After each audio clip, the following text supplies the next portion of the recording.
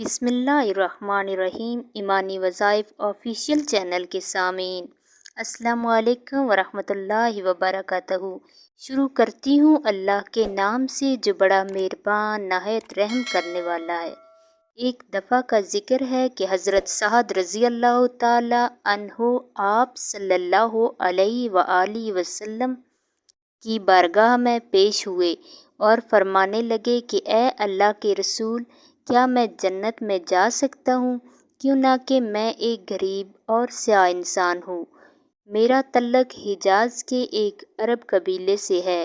آپ صلی اللہ علیہ وآلہ وسلم نے اپنے پیارے صحابی سے عرض کی کہ اللہ تعالیٰ رنگ، نسل اور امیری غریبی کو نہیں دیکھتا، اللہ تعالیٰ تو انسان کے تقوی کو دیکھتا ہے۔ اگر تیرا ایمان پکا دین اسلام پر ہے تو اللہ تعالیٰ تجھ کو ضرور جنت میں داخل کر دے گا۔ صحابی رسول کہنے لگے کہ اے اللہ کے نبی، میرا رنگ سیاہ ہے، میں غریب ہوں، جس کی وجہ سے میرے ساتھ کوئی اپنی بیٹی کا رشتہ کرنے کے لیے تیار نہیں ہے۔ آپ صلی اللہ علیہ وآلہ وسلم کے ایک صحابی جن کا نام عمرو بن وہب ثقفی تھا، وہ بہت امیر تھے۔ آپ صلی اللہ علیہ وآلہ وسلم نے فرمایا کہ عمرو بن وہب ثقفی کہاں ہیں؟ صحابہ کرام نے فرمایا کہ یا رسول اللہ، وہ آج نہیں آئے۔ تو آپ صلی اللہ علیہ وآلہ وسلم نے سعد سے ارشاد فرمایا کہ عمرو بن وہب کے گھر جاؤ اور جا کر کہو کہ حضور نبی کریم صلی اللہ علیہ وآلہ وسلم نے آپ رضی اللہ تعالی عنہ کی بیٹی کے رشتے کے بارے میں بھیجا ہے۔ حضرت سعد رضی اللہ تعالی عنہ عمرو بن وہب کے گھر چلے گئے اور دروازے پر دستک دی۔ عمرو بن وہب گھر سے باہر آئے اور دریافت کیا، دوست کیا بات ہے؟ حضرت سعد رضی اللہ تعالی عنہ نے کہا، رسول کریم صلی اللہ علیہ وآلہ وسلم نے فرمایا ہے کہ عمرو بن وہب سے کہو کہ اپنی بیٹی کی شادی مجھ سے کر دے۔ حضرت عمرو بن وہب نے سمجھا کہ یہ اپنے پاس سے ہی بات کر رہا ہے، رسول اللہ صلی اللہ علیہ وآلہ وسلم نے تو ایسا نہیں کہا ہوگا۔ جب عمرو بن وہب نے حضرت سعد کی بات سنی اور غصے میں آ گئے اور آپ رضی اللہ تعالی عنہ کو ڈانٹ کر گھر سے واپس جانے کو کہا۔ حضرت سعد رضی اللہ تعالی عنہ بے چارے ڈر گئے تھے۔ تو اندر سے حضرت عمرو بن وہب کی بیٹی نے یہ سب باتیں سن رکھی تھی۔ اس نے اندر سے آواز دی اور کہا، ابا جان کیا کر رہے ہیں؟ نبی کریم صلی اللہ علیہ وآلہ وسلم کے بھیجے گئے بندے کو کیوں واپس کر رہے ہیں؟ مجھے یہ رشتہ منظور ہے کہ میرے نبی اس رشتے پر راضی ہیں۔ مجھے کالے اور غریب کی کوئی پرواہ نہیں ہے۔ ابا جان ایسا مت کریں، اگر نبی کریم صلی اللہ علیہ وآلہ وسلم ناراض ہو گئے تو ہم تباہ ہو جائیں گے۔ بیٹی نے اپنے باپ کو کہا کہ ابا جان، میں حضرت سعد کے ساتھ شادی کرنے پر رضامند ہوں۔ اپنی بیٹی کی بات سن کر حضرت عمرو بن وہب رضی اللہ تعالی عنہ حضرت محمد صلی اللہ علیہ وآلہ وسلم کے پاس گئے۔ نبی کریم صلی اللہ علیہ وآلہ وسلم سے فرمایا، اے اللہ کے نبی صلی اللہ علیہ وآلہ وسلم، مجھ سے غلطی ہو گئی ہے، فرمائیں میرے لیے کیا حکم ہے؟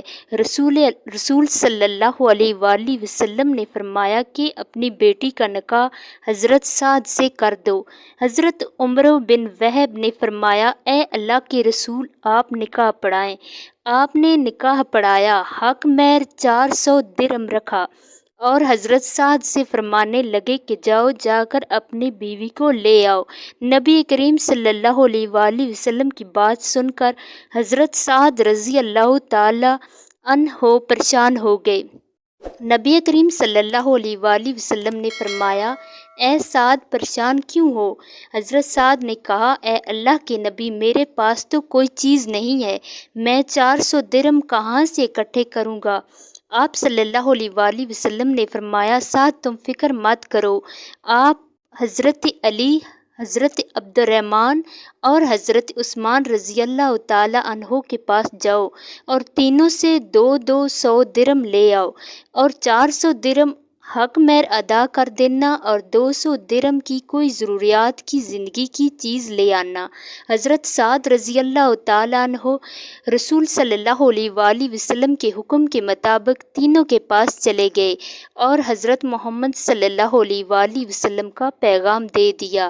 انہوں نے 200 درم سے کچھ زائد حضرت سعد رضی اللہ تعالیٰ عنہ کو عطا کر دیے۔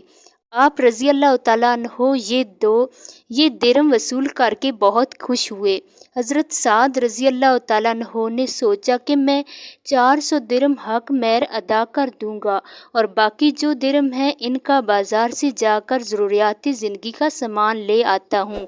حضرت سعد رضی اللہ تعالیٰ عنہ جو ہی بازار میں داخل ہوئے تو کوئی اعلان کر رہا تھا کہ اللہ کے نیک بندو جہاد کے لیے تیار ہو جاؤ۔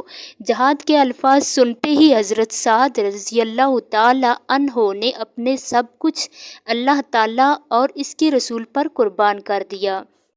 حضرت سعد رضی اللہ تعالیٰ عنہ نے آسمان کی طرف دیکھتے ہوئے فرمایا، اے دو جہاں کے مالک، میرا یہ مال میری شادی پر نہیں بلکہ یہ سارا مال اس جگہ پر خرچ ہوگا جہاں میرا رب اور نبی اور سب مسلمان راضی ہو جائیں گے۔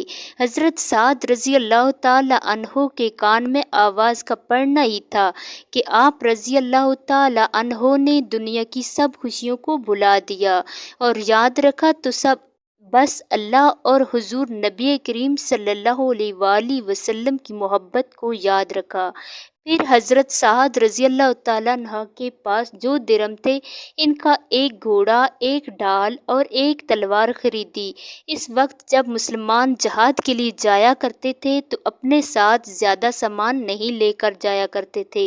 حضرت سعد رضی اللہ تعالیٰ عنہ نے اپنے چہرے کو چھپاتے ہوئے اپنے گھوڑے پر سوار ہو کر نبی کریم صلی اللہ علیہ وآلہ وسلم کے لشکر میں داخل ہوئے تو صحابہ کرام رضی اللہ تعالیٰ عنہ نے دیکھا کہ یہ کون سا انسان ہے جو چہرے کو چھپائے ہوئے ہم میں داخل ہو گیا ہے۔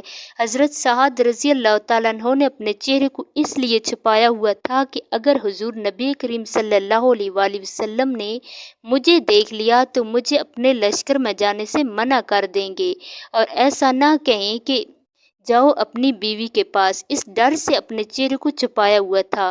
صحابہ کرام نے حضرت علی رضی اللہ تعالیٰ عنہ سے پوچھا کہ یہ کون شخص ہے جو چہرہ چھپائے ہوئے لشکر میں داخل ہو گیا ہے؟ تو حضرت علی رضی اللہ تعالیٰ عنہ نے فرمایا کہ چھوڑو، اپنے کام کی طرف توجہ دو۔ کوئی پردیسی ہوگا جو جہاد میں شریک ہو کر ثواب حاصل کرنا چاہتا ہو۔ جب لشکر اسلام اور کفار کا لشکر جنگ کے لیے سامنے ہوا تو حضرت سعد رضی اللہ تعالیٰ عنہ بھی لشکر کے ساتھ لڑائی کے لیے تیار ہو گئے۔ جب ایک تیر حضرت سعد رضی اللہ تعالیٰ عنہ کے گھوڑے کو لگا تو تیر کے لگنے سے حضرت سعد رضی اللہ تعالیٰ عنہ کا گھوڑا زمین پر گر گیا۔ جب گھوڑا گرا تو حضرت سعد رضی اللہ تعالیٰ عنہ بھی گر گئے۔ حضرت سعد رضی اللہ تعالیٰ عنہ جلدی سے کھڑے ہوئے اور بازو کو اوپر کر لیا اور جب حضرت سعد رضی اللہ تعالیٰ عنہ نے اپنے بازو اوپر کیا تو نبی کریم صلی اللہ علیہ وآلہ وسلم کی نظر حضرت سعد رضی اللہ تعالیٰ عنہ کے سیاہ بازو پر پڑی تو نبی کریم صلی اللہ علیہ وآلہ وسلم نے فرمایا کہ مجھے تو سعد لگ رہا ہے۔ حضرت سعد نے کہا، جی حضور میں سعد ہی ہوں۔ تو آپ صلی اللہ علیہ وآلہ وسلم نے فرمایا، اے سعد تو بڑا خوش نصیب ہے، اللہ تعالیٰ نے تیرے لیے جنت میں اعلیٰ مقام تیار کر رکھا ہے۔ نبی کریم صلی اللہ علیہ وآلہ وسلم کی زبان مبارک سے یہ لفظ سنتے ہی حضرت سعد رضی اللہ تعالیٰ عنہ نے بڑی تیزی سے دشمنوں کا مقابلہ کرنے لگے، اسلام کی خاطر لڑتے لڑتے شہید ہو گئے اور سارے لشکر میں یہ بات عام ہو گئی کہ حضرت سعد رضی اللہ تعالیٰ عنہ نے شہادت کا مرتبہ حاصل کر لیا ہے۔ مشکل سے آواز بلند ہوئی کہ حضرت سعد رضی اللہ تعالیٰ عنہ نے شہید ہو گئے ہیں تو نبی کریم صلی اللہ علیہ وآلہ وسلم فوراً حضرت سعد رضی اللہ تعالیٰ عنہ کے پاس گئے اور حضرت سعد رضی اللہ تعالیٰ عنہ کے سر مبارک کو اپنی گود میں رکھا اور آنسو جاری ہو گئے۔